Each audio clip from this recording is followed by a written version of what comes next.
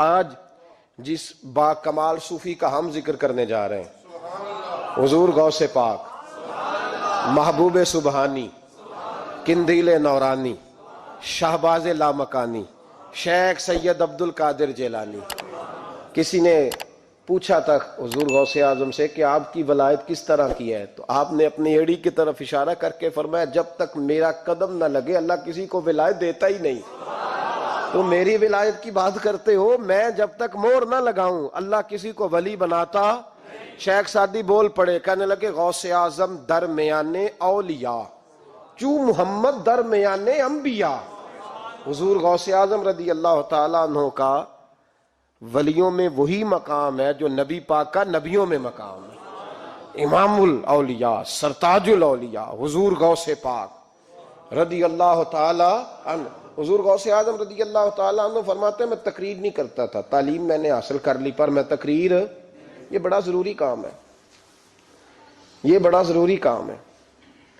جو اثرات اس کے ہوتے ہیں باقی چیزوں، حضرت جنید بغدادی یہ تو حضور غوث اعظم کے بھی پیر ہیں نا، یہ تو حضرت داتا علی اجویری کے بھی پیر ہیں۔ حضرت جنید بغدادی کے بارے میں داتا صاحب نے لکھا ہے کشف المعجوب میں، فرماتے میں عالم بن گیا، پڑھ گیا، میرے ماموں بھی تھے، میرے مرشد بھی تھے حضرت سری سختی رحمت اللہ علیہ، تو مجھے اکثر کہتے کہ جنید یار تقریر کیا کر۔ میں کہتا ہوں حضور ابھی میں نیک نہیں، ابھی میں خود ٹھیک نہیں۔ میرے پیر بھائی بھی مجھے کہتے ہیں کہ حضرت کی بھی خواہش ہے تو ہمارا بھی دل کرتا ہے، لگتا ہے کہ آپ کی گفتگو کی برکت سے اللہ بڑے لوگوں کو ہدایت عطا فرمائے گا، آپ وسیلہ بنیں گے، تو بات کیا کریں۔ کہتے میں ٹال دیتا، میرے نصیب دیکھو، ایک دن میں اپنے گھر میں سویا ہوا تھا تو اچانک بغداد کی ساری گلیوں نے مہکنا شروع کر دیا۔ فرماتے اچانک ٹھنڈی خوشبوئیں پھیل گئیں، میرے نصیب دیکھو کہ مجھے مصطفیٰ کریم کا دیدار نصیب ہو گیا۔ خواب میری وچ آیا ماہی تے میں گل وچ پا لئیاں باواں تے ڈر دی ماری اکھ بھی نہ کھولاں کتے پھر بچھڑ نہ جاواں۔ کہتے ہیں حضور تشریف لائے تو مصطفیٰ نے بڑا ہی نوازا، محبوب نے بڑا ہی نوازا۔ کاش آپ کو لذت آئے اس بات کی، حضور نے اللہ اکبر بڑا ہی نوازا۔ کہتے ہیں محبوب جانے لگے تو ہلکا سا جملہ، میٹھی سی بات، ایک جملہ بڑا میٹھا سا، جاتے دفعہ فرمانے لگے جنید تقریر کیا کر یار، تقریر کیا کر۔ داتا صاحب لکھتے ہیں، داتا صاحب فرماتے ہیں کہ حضرت جنید بغدادی کہتے ہیں عرض کی حضور اب تو ضرور کروں گا، اب تو روز کروں گا، کھول کے کروں گا۔ فرماتے ہیں میں جب اٹھا نا، فجر کی اذان ہوئی، وضو کیا، سنتیں پڑھی تو دل میں چور آ گیا۔ میرے دل میں خیال آیا کہ پیر صاحب نے تو کبھی نہیں بتایا کہ انہیں دیدار ہوا ہے، تو مجھے تو ہوا ہے نا۔ پیر صاحب نے، بہت سارے لوگ پیر صاحب سے خود سیانے ہوتے ہیں نا، ان کو خود نور نظر آتا ہے روز خواب میں، وہ بہت سارے جلوے خود بیان کر لیتے ہیں۔ تو کہتے ہیں میرے دل میں خیال آیا کہ پیر صاحب نے تو کبھی نہیں بتایا تو مجھے تو ہوا ہے۔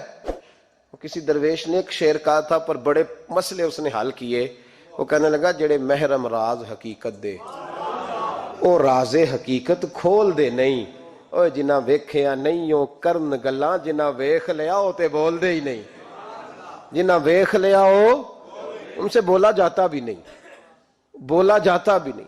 تو کہتے ہیں میں سنتے گھر پڑی تو خرامہ خرامہ چلا تو دل میں چور تھا، بانج فقیروں کسے نہیں ماریا، اے ہوئی چور اندر دا۔ کہتے میں گیا حضرت کے پیچھے نماز پڑھی 7ویں صف میں، تو اندر چور تھا کہ میرا تو درجہ اونچا چلا گیا ہے لیکن مجھے دیدار ہوا ہے۔ تو کہتے ہیں نماز حضرت نے خود پڑھائی تو نماز پڑھا کے کہنے لگے جنید آگے آ جا۔ فرماتے ہیں میں 3ری صف میں آ گیا تو کہنے لگے چل یار تھوڑا اور نیڑے آ جا۔ کہتے ہیں میں قریب جا کے نا پہلی صف میں بیٹھا تو کہنے لگے ادھر آ میرے ساتھ بیٹھ۔ کہتے ہیں میں ان کے ساتھ بیٹھ گیا، حضرت کے ساتھ، یہ بھی کسی نصیبوں والوں کو نصیب ہے نا۔ کہتے ہیں میں ساتھ بیٹھ گیا مرشد کے، تو شیخ تسبیح رول رہے تھے، ادھر دیکھنا میری طرف، تسبیح پھیر رہے ہیں، اور تسبیح پھیرتے پھیرتے نا اچانک آنکھ اٹھائی اور میری طرف دیکھ کے کہنے لگے اب تقریر کرو گے نا، جڑے محرم راز حقیقت دے، اب کرو گے نا تقریر۔ تو میرے اندر تو چور تھا، میں نے کہا جی اب کیا ہوا ہے؟ چور تھا نا کہ مجھے پتا ہے کسی کو پتہ ہی نہیں، اب کیا ہوا ہے؟ تو کہتے ہیں وہ چپ کر گئے۔ چند منٹ کے وقفے کے بعد پھر فرمانے لگے اب کرو گے نا تقریر؟ کہتے ہیں اندر چور بیٹھا تھا، میں نے کہا حضور ہوا کیا ہے بتائیں تو صحیح۔ کہتے ہیں انہوں نے تسبیح چھوڑی، جبہ سمیٹا اور چہرہ میری طرف پھیرا، اور میں نے ان کی آنکھوں میں جو روشنی آج دیکھی پہلے کبھی نہیں دیکھی تھی، لب و لہجے میں جو جلال آج دیکھا وہ کبھی نہیں دیکھا تھا۔ فرماتے ہیں حضرت بولے نظر تو وہ ظالم نظر ہے، اٹھے تو بیڑا ہی پار کر دے، گرے تو خانہ خراب کر دے۔ فرماتے ہیں میں نے حضرت کا جلال دیکھا اور میری طرف دیکھ کے فرمانے لگے جنید کل جو رات گزری ہے مجھے خواب میں اپنے رب کا دیدار ہوا تھا۔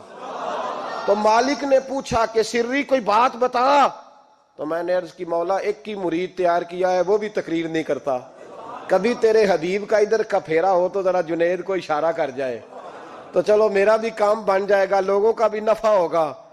کہتے ہیں حضرت جنید بغدادی کہ میری چیخ نکلی، اللہ اکبر کہا تو میرے کپڑے پھٹ گئے، بغداد کی وہ مسجد ساری رونے لگی۔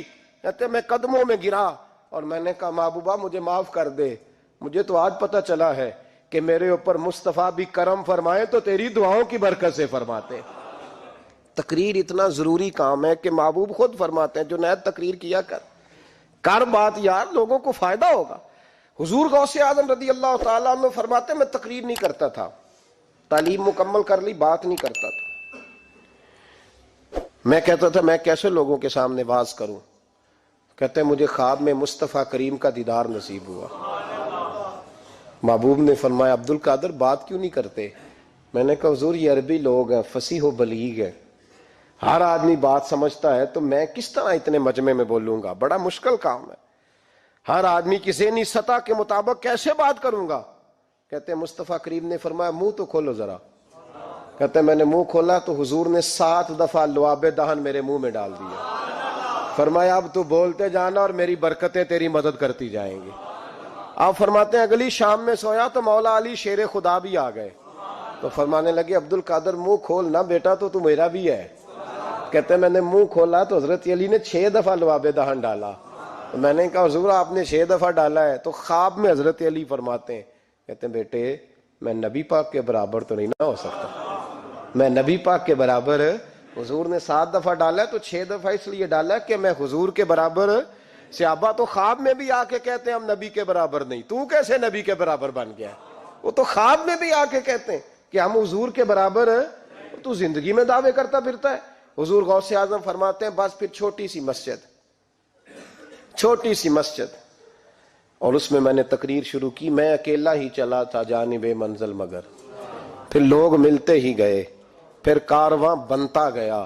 فرماتے ہیں چھوٹی سی مسجد، پھر مسجد بڑی ہوئی، پھر مجمع بڑھ گیا۔ فرماتے ہیں پھر جامع مسجد، پھر مجمع وہاں بھی کم پڑ گیا، پھر بغداد کی عیدگاہ وہ بھی بھر گئی تو صحرا میں جا کے خیمے لگ گئے۔ کہتے ہیں تقریر ہوتی تو ہزاروں کا مجمع، ہزاروں کا۔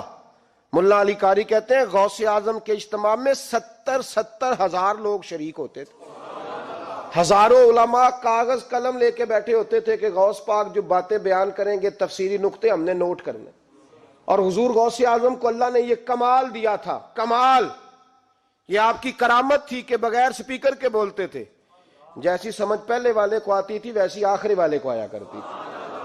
آج نا کرامت کی بات آتی ہے تو بندے چھپنے لگ جاتے ہیں، کہتے ہیں نہیں یہ نہیں ہو سکتا، بڑا مدافعانہ سا عمل، بڑا شرمندہ سا اللہ بولا ہے جی وہ غوث پاک۔ ایک دن ایک صاحب کرامت بیان کر رہے تھے تو بڑے جھجک کے حضور غوث اعظم، میں نے کہا تو بیٹھ مجھے بیان کرنے دے، تو ڈر رہا ہے کرامت سے ڈر رہا ہے، مجھے بیان کرنے دے، میں بیان کرتا ہوں، مجھے بیان کرنے دے۔ ملا علی قاری علیہ رحمہ نے لکھا ہے، دیگر بہت سارے لوگوں نے لکھا ہے، غوث اعظم خطبہ دے رہے تھے، تقریر کر رہے تھے، اچانک ہاتھ آگے بڑھایا تو یہاں تک ہاتھ بھیگ گیا غوث اعظم کا، ہاں کھول کے دیکھے، کھول کے بات کر رہا ہوں، ہاتھ یہاں تک بھیگ گیا۔ مرید کہتے ہیں ہم نے پوچھا حضور پانی بھی کوئی نہیں، ہاتھ بھیگ گیا۔ میں چپ کر کے سبق پڑھو، شاگردوں کو پڑھا رہے چپ کر کے سبق پڑھو۔ تھوڑی دیر گزری، چند گھنٹے تو ایک قافلہ آ گیا، سارے لوگ پانی میں بھیگے ہوئے ہیں، حضور غوث اعظم کے سامنے کھڑے ہوئے، کہا حضور آپ نے بڑی کرم نوازی فرمائی، بڑی کرم نوازی۔ وہ شاگرد کہنے لگے ہوا کیا؟